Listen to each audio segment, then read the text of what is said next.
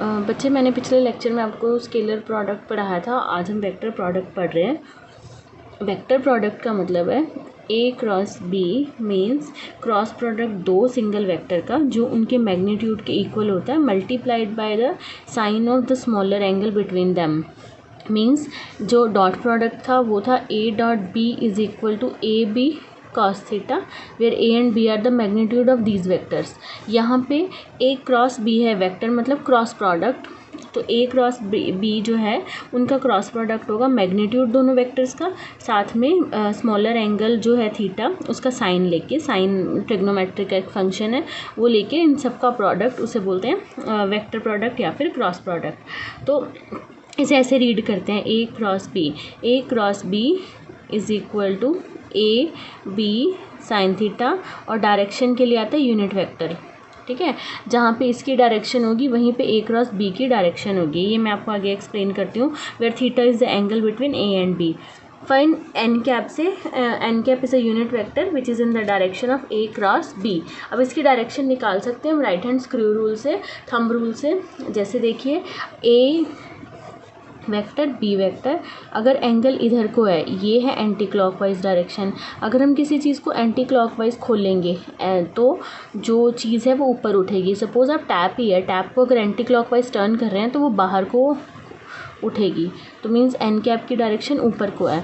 अगर हम ए cross B के बीच में एंगल इधर को है तो ये हो गया क्लॉकवाइज। अगर हम किसी चीज़ को क्लॉकवाइज खोलते हैं, क्लॉकवाइज मतलब जैसे ये फिंगर्स हैं, मुझे इसकी डायरेक्शन में कर्ल करनी होंगी। मैंने ऐसे जहाँ पे एरो है वहाँ पे अपनी फिंगर्स को कर्ल किया तो मेरा थंब नीचे को पॉइंट आउट हो रहा है, तो मीन्स एन कैप की डायरेक्शन नीचे होगी। तो अगर हम किसी चीज़ को क्लॉकवाइज घुमाते हैं तो वो चीज़ नीचे चली जाती है, अगर एंटी क्लॉकवाइज घुमाते हैं तो वो ऊपर उठ जाती है। तो इसे बोलते हैं राइट हैंड थंब रूल। जो ए बी की तरफ एंटी क्लॉकवाइज जा रहा है तो मैंने अपनी फिंगर्स को इसकी डायरेक्शन में टर्न किया और थंब ऊपर आ गया। यहाँ पे फिंगर्स मेरी ऐसे टर्न होंगी क्योंकि एरो इधर जा रहा है तो मेरा थंब नीचे चला जाएगा, तो एंड कैप की डायरेक्शन नीचे हो गई। तो मीन्स कि इनवर्ड और आउटवर्ड है, एंटी क्लॉकवाइज है तो अपवर्ड है, क्लॉकवाइज है तो डाउनवर्ड है। उससे हम डायरेक्शन फाइंड आउट कर सकते हैं यूनिट वेक्टर एन कैप की। तो ये इसकी डायरेक्शन निकालने का रूल है। नेक्स्ट प्रॉपर्टीज़ पढ़ रहे हैं हम वेक्टर प्रोडक्ट की। फर्स्ट प्रॉपर्टी ये है कि जो डॉट प्रोडक्ट है वो एंटी कम्यूटेटिव है, जो क्रॉस प्रोडक्ट होता है वो कम्यूटेटिव होता है, जो डॉट प्रोडक्ट होता है वो कम्यूटेटिव होता है और जो क्रॉस प्रोडक्ट है वो एंटी कम्यूटेटिव है। इसका मतलब ए क्रॉस बी जो है वो बी क्रॉस ए के इक्वल नहीं होता, क्योंकि यहाँ पर माइनस का साइन आएगा तब वो इक्वल होंगे। तो A cross B is not equal to B cross A. इसका रीज़न क्या है? ए क्रॉस बी जो है वो होता है A B sine theta N cap, लेकिन जब हम बी क्रॉस ए निकालते हैं तो वो होता है A B sine theta minus N cap. तो A cross B is equal to minus B cross A. ये दोनों ऐसे इक्वल होते हैं बट ऐसे इक्वल नहीं हो सकते। तो जो क्रॉस प्रोडक्ट है या वेक्टर प्रोडक्ट है it is anti commutative. Fine. Next property, cross product of two vector is distributive. Two vector is distributive का मतलब अगर एक वेक्टर को मैं ऐसे लिख रही हूँ ए क्रॉस, ब्रैकेट में है बी प्लस सी, तो ए बी के साथ भी डिस्ट्रीब्यूट हो जाएगा प्लस ए सी के साथ भी डिस्ट्रीब्यूट हो जाएगा। तो hence this cross product is distributive in nature.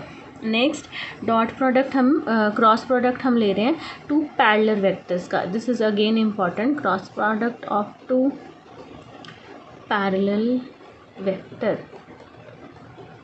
दो वेक्टर्स अगर पैरेलल हैं ऐसे तो उनके बीच में जो थीटा होगा वो होगा ज़ीरो। तो पैरेलल वेक्टर के लिए थीटा ज़ीरो है, इसे निकालते हैं हम। When theta is equal to zero, A cross B is equal to A B sine theta. आपको पता है sine zero is zero, so A cross B is equal to zero for parallel vectors. Fine. अगर इसके हमें unit vector निकालने हो तो I cross आई वो भी ज़ीरो हो जाएगा, जे क्रॉस जे भी ज़ीरो हो जाएगा एंड के क्रॉस के भी ज़ीरो हो जाएगा। रीज़न क्या? क्योंकि अगर ये जो थीटा है, तीनों के केसेस में 0 है। तो I cross I is I sine 0, इनका मैग्नीट्यूड 1, साइन 0 इज़ 0, ये भी 0, ये भी 0, ये भी 0। आई dot I is 1, J dot J is 1, के डॉट के is 1, but I cross I is 0, J cross J is 0, K cross K is 0। ठीक है। नेक्स्ट, 2 एंटी पैरेलल वेक्टर्स के लिए cross product for 2 anti parallel vectors, theta is equal to 180 and sin 180 is 0. So for anti-parallel vector A cross B is 0. For perpendicular vector cross product निकालना है perpendicular vectors के लिए theta 90 होता है and sign 90 is 1। तो इसे निकालते हैं अब हम। साइन 90 की वैल्यू 1 है तो आंसर 0 तो नहीं होगा। A cross B is equal to A B sine 90 is 1, तो this is equal to A B, और डायरेक्शन के लिए एन कैप यहाँ पे भी लगा सकते हैं। ठीक है। अगर इक्वल वेक्टर्स हो ए क्रॉस ए तो उसका आंसर आएगा ए स्क्वायर। अब इसे यूनिट वेक्टर के लिए निकालते हैं। फॉर यूनिट वेक्टर सबसे पहले देखिए ये साइक्लिक ऑर्डर में चलता है, आई जे के। आई को जे से कराएंगे multiply, this is I cross J के परपेंडिकुलर के आएगा। जैसे ऐसे 3 ऑर्थोगोनल यूनिट वेक्टर होते हैं ना, आई जे और के, तो अगर आई और जे ए से बी तक हम ऐसे ले रहे हैं तो डायरेक्शन के क्रॉस होगी।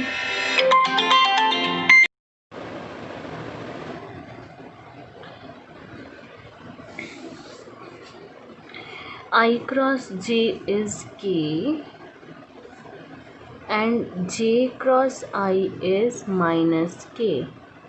ठीक है। मीन्स आई क्रॉस जे जो है वो के इक्वल कैसे है, जब मैं इनको सॉल्व करूँगी इनके मैग्नीट्यूड और साथ में साइन ऑफ थीटा और डायरेक्शन के लिए एन कैप, ये मैग्नीट्यूड 1 दोनों, साइन 90 इज़ 1, एन कैप, लेकिन आई क्रॉस जे की डायरेक्शन अलॉन्ग के कैप है क्योंकि तीसरा म्यूचुअली परपेंडिकुलर एक्सिस के है, तो दिस इज़ इक्वल टू के। अगर हम आई क्रॉस जे करेंगे तो के आएगा, अगर जे क्रॉस आई करेंगे तो माइनस के आएगा।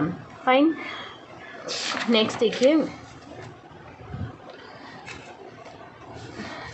आई J and K, I cross J is K J cross K is this I and K cross I is जे, के क्रॉस आई इज़ जे। अगर इनके अलावा कोई ऑर्डर होगा तो वो नेगेटिव हो जाएगा।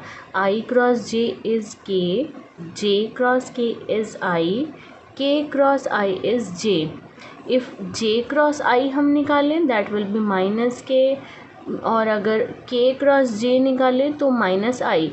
मीन्स अगर हम इस ऑर्डर में चल रहे हैं तो सारे आंसर पॉजिटिव, इस ऑर्डर में चलेंगे तो आंसर नेगेटिव। फाइन। तो क्रॉस प्रोडक्ट में I cross I is 0, J cross J is 0, K cross K is 0, but I cross J is K, J cross K is I and K cross I is J. And उल्टा अगर मुझे करना है I cross I that will be minus J. Fine. तो अब हम देखते हैं कि जो क्रॉस प्रोडक्ट है वो निकालते कैसे हैं। तो उसके लिए एक जनरल एग्जांपल देख रहे हैं। A is equal to suppose A X I A Y J cap plus A Z K cap. A को मैंने 3 कंपोनेंट में लिखा, मैं यहाँ से आपको ये समझा रही हूँ how to find cross product. B is equal to B X I cap plus B Y J cap plus B Z K cap. ठीक है। तो अब इनका क्रॉस प्रोडक्ट निकालना है। इसे लिखते हैं A cross B is equal to I J and K. I के नीचे आई के component A X B X, J के नीचे जे के कंपोनेंट, जे का इधर ए वाई, जे का इधर बी वाई, के नीचे के दोनों component A Z and B Z. Fine. इसे लिखते कैसे हैं, आई एज इट इज़ यहाँ पे लिखा, आई वाली टर्म नहीं लिखनी, ये टर्म लिखनी है A Y B Y A Z and B Z. ठीक है। Minus J. अब माइनस जे क्यों, जे वाली टर्म नहीं लिखनी, हमें पहले आई वाली लिखनी है, ए एक्स बी एक्स ए जेड बी जेड। बच्चे मैंने आई क्रॉस के लिखा है, मीन्स आई वाली टर्म पहले लिखी है, के वाली बाद में लिखी है, मीन्स ये आई वाली थी और ये के वाली थी। आई क्रॉस के माइनस जे के इक्वल होता है, इसलिए यहाँ पर माइनस जे लिखा है। फाइन, प्लस के कैप, के वाली टर्म नहीं लिखनी, बाकी लिखनी है ए एक्स बी एक्स ए वाई बी वाई। ठीक है, ये आई क्रॉस जे, आई वाली पहले लिखी, जे वाली बाद में लिखी, आई क्रॉस जे तो पॉजिटिव के इक्वल होता है, इसलिए यहाँ पे पॉजिटिव का साइन आया है।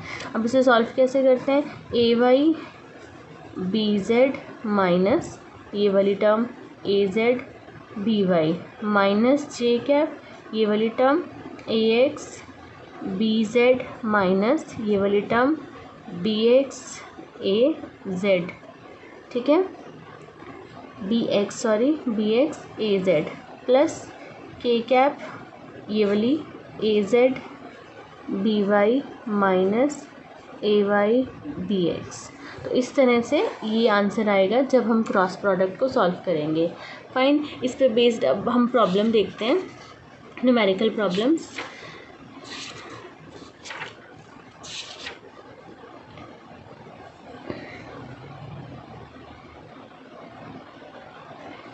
स्केलर और वेक्टर प्रोडक्ट पे। तो first problem, find the first problem ये करते हैं, show that angle between A vector is equal to I cap minus 5j cap and B vector is equal to 2i cap minus 10j cap is 0। हमें proof करना है कि इन दोनों के बीच में एंगल 0 है। ठीक है, देखो बच्चे, एंगल 0 प्रूफ करना है। अगर थीटा 0 हो, मीन्स थीटा 0 प्रूफ करना है ना, थीटा 0 होगा। अगर मैं वेक्टर प्रोडक्ट से इसे सॉल्व कर रही हूँ तो वेक्टर प्रोडक्ट 0 कब होता है, अगर दो वेक्टर आपस में पैरेलल हों।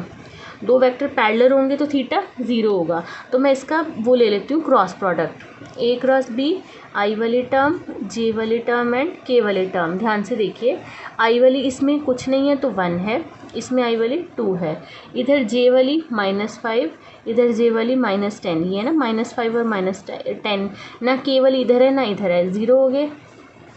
आई एज इट इज़, ये लिखनी थी ना टर्म ऐसे, फिर -j, पहले आई वाली 1 एंड 2, फिर के वाली प्लस के कैप, के वाली नहीं लिखनी, ये दोनों लिखनी है 1 2 -5 -10, ये 0 ये 0, सारी टर्म 0 हो गई, -j, ये 0 मल्टीप्लाई किया, 0 0 सारी 0 हो गई, प्लस के कैप 10 इंटू 1 -10, बीच में माइनस का साइन, -5 इंटू 10 -10, तो आंसर क्या बना, -10 + 10 K cap which is equal to 0।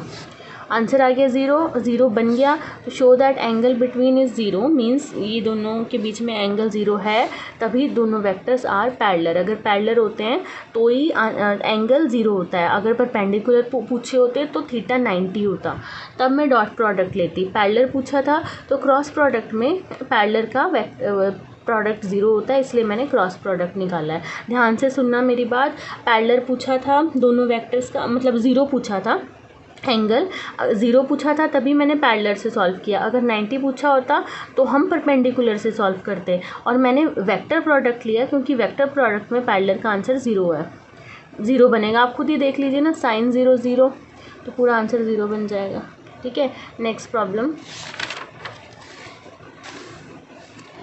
Find the angle between vectors, या परपेंडिकुलर वाला पहले कर लेते हैं कि शो दैट वेक्टर ए, कुछ भी ले लो, ए आई कैप -2j कैप प्लस के कैप, और सपोज बी वेक्टर गिवन है 2a -aj कैप -4a। अब ये परपेंडिकुलर गिवन है, शो करना है वेक्टर a और b जो है वो गिवन है, मतलब कि परपेंडिकुलर हैं, तो आपको a की वैल्यू निकालनी है। ये जो a है, मैं रिपीट कर रही हूँ बच्चे, गिवन है a and b vectors are perpendicular, find the value of a।